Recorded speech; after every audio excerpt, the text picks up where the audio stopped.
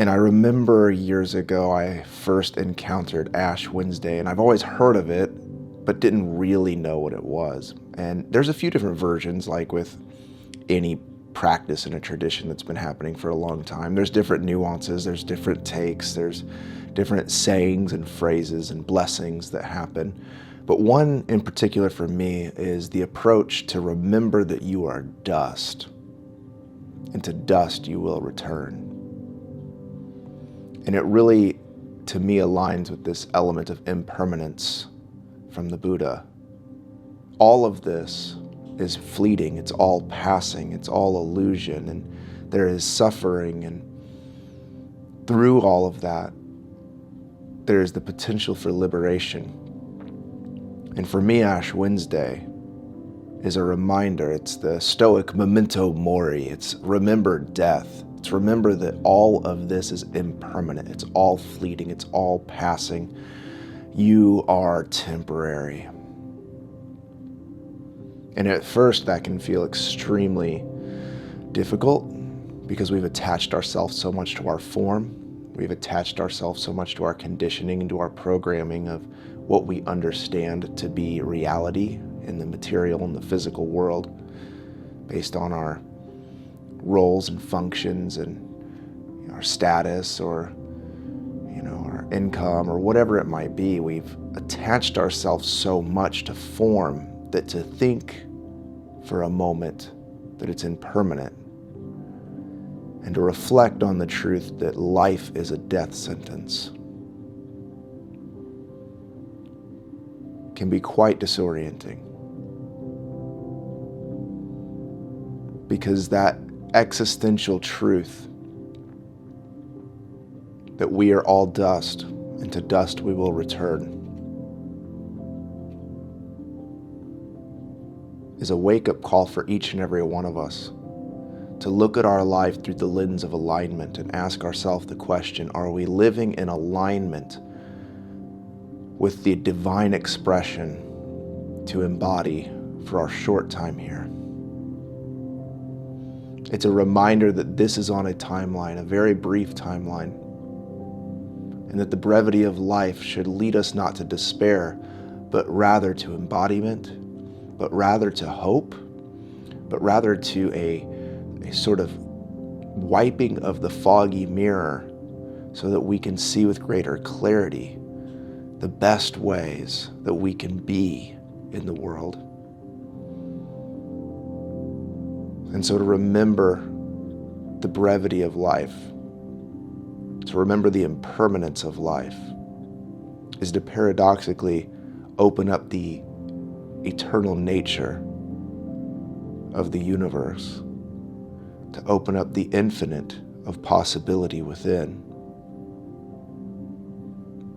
Because at the same moment that fear grips us with the reality that everything is passing and fleeting and dying,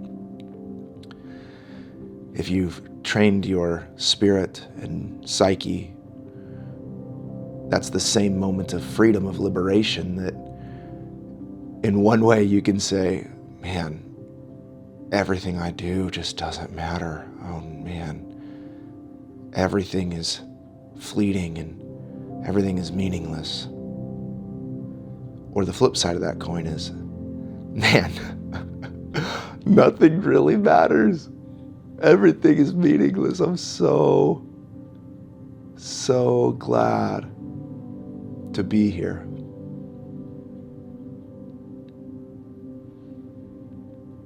And it's a minor shift in your soul that tells you that you're connected to something much more than what is fleeting. That there's something in you that has a connection, a deep connection to the eternal home or Om beyond. That there is a spark of divinity that's within us that goes beyond, that lights the way beyond the dim light that we see in this very short season that we get here on planet Earth. And so Ash Wednesday is the approach of remembering that you are ashes, and to ashes you will return. And in a lot of the Christian traditions, it's this 40 days leading up to Easter, which is symbolically that of resurrection. And I think as our life, we can see that while things may look dim and grim, and while things may be fleeting and passing, and while things might feel meaningless, that there is a reality of resurrection that awaits us at the end of, in this season of Lent, the 40 days, but in the season of our life, there's a sort of resurrection or liberation or reawakening of the soul into a different form. And in the same way that the Christ re-embodied the flesh of Jesus of Nazareth, Guru Yeshua, and raised him to a different awareness of being from a supernatural metaphysical reality, in the same way is it possible that in us, upon tasting that of death, transfer into a different state of metaphysical reality from the energy that's within us that is never killed but only transformed and transmuted as we continue on the healing of the universe as expressions of eternity in whatever form we may choose to find ourselves in. That was a riff for you.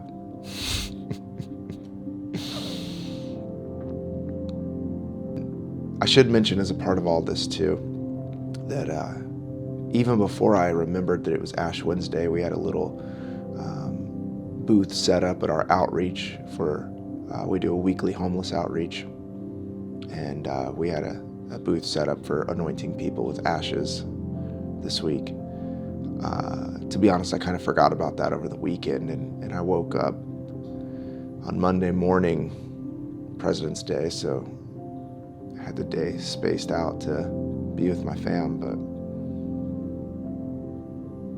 that night, Sunday night going into Monday, I was plagued in my sleep. I felt chest tension and pain, and I just had this recurring thought that I could just drift off to death right now. I could let go right now. I could release form right now if I wanted to, and I could go into wherever is inviting me beyond. And I was having these recurring thoughts of my wife finding my body in the bed, and it was freaky, you know, to be faced with the truth that you are ashes, and to ashes you will return. And I remembered, you know, as I woke up and later in the day was sharing that information with my wife, and, you know, remembering that we have a Ash Wednesday service coming up. I'm like, of course I would experience something like that this week.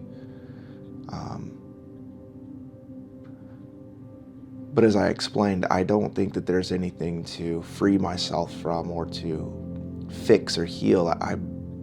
I bless those moments. I welcome those moments because, again, those moments of stark reality continue to help you align and focus. They bring things into perspective. They allow you to really be with life with gratitude and thankfulness, because you realize that every moment is a beautiful moment that you're able to be here and experiencing this bliss that is reality, regardless of your circumstance, regardless of your situation, regardless of who you think yourself to be or not be. This reality is bliss if you have eyes to see and ears to hear.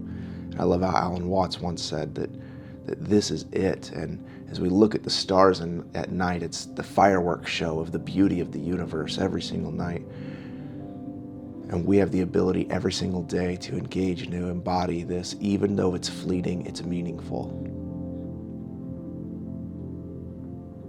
Even though it's impermanent, it has purpose. And coming from the evangelical, charismatic, Pentecostal background, people in that circle, they litter and throw things on the ground and just say, it's all going to burn in the end. And so they have this earth and their life on loan, essentially, and they treat it like shit because they think that it's just meaningless in the end. There's a different way of approach, that there's stewardship of the embodiment of this. There's stewardship for the expression of my life. There's stewardship for the body and the psyche and the soul that I inhabit, the I, the eternal I, inhabits, and there should be honor and gratitude and stewardship of that. And so it's just because something's impermanent does not mean it should be dealt with lesser care, with lesser intentionality. Because it's how we use this time, even though it's going to ashes, from ashes to ashes, even though that's reality, eternity that goes beyond that is watching what we do with that is fleeting. And to the degree that we care about that which is fleeting, and to the degree that we give meaning to that which is seemingly meaningless, is to the degree that we experience the very meaningfulness of life. And that's where it comes down to doing everything with intention, even the smallest of things, the way you throw your trash away, the way you speak to strangers, the way you take every thought captive. All of these things lend themselves to how you participate with impermanence, from ashes to ashes. And so as I reflected on that night terror of drifting off to death from the tension and the pain in my chest, I didn't feel that that's something I needed to go see a doctor for, or take a medication for, or a deep evaluation of my diet, or whatever. I didn't see that any of that had value to try to fix it. But rather, the experience in and of itself is the meaning and the value. It's a radical reorientation. It's a radical awareness to what am I doing with my time that is here? And am I spending it towards awakening and liberation through love and compassion and service? Or am I continuously caught up in the dream of illusion, trying to continue to condition and program myself and those around me with narratives of role and function and status and greed and materialism that are fleeting and passing as well? And so I serve my fleeting time by sharing with people right now on YouTube and on the podcast, if you're listening, to remember death, welcome it,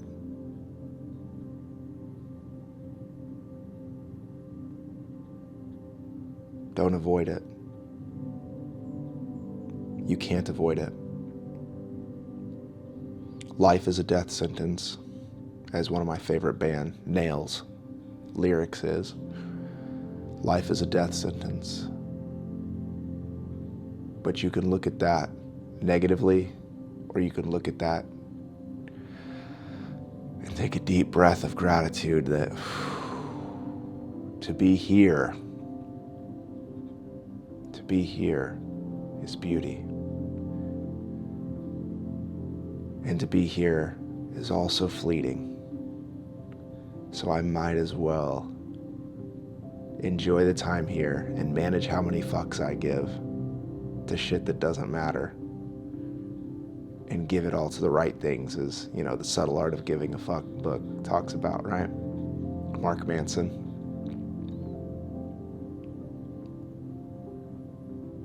And remember the impermanence of all things, including us, and to not cling to form or attachment, but participate with it as you go on the path and continue on the path of awakening. Peace and blessings, my friends.